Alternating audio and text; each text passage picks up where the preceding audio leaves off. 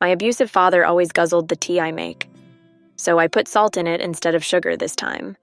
My dad was an abusive asshole, but in addition to his physical and emotional abuse, he did things just to piss people off. So we grew up on homemade iced tea. We, my siblings and I, made the tea because my dad didn't. He barely held a job because he had a problem with authority. My dad would wait until we would fix a glass of iced tea, mix it with sugar, lemon, and ice, and sit down with it. Then he'd walk up and drink the entire thing. Just guzzle the whole thing. Then he would complain about it. He'd say, "Too much lemon, not enough, or my favorite, too sweet."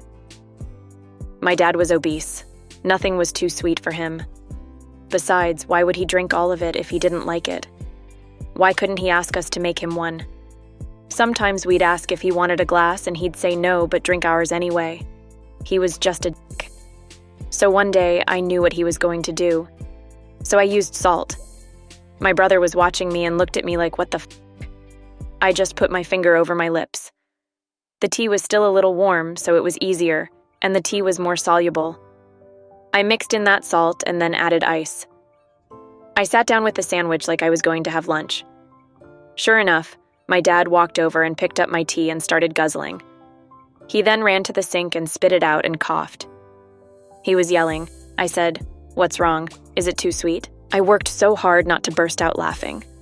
My brother was in the corner with his head down and shaking with laughter. My father glared at me. He never drank my tea again.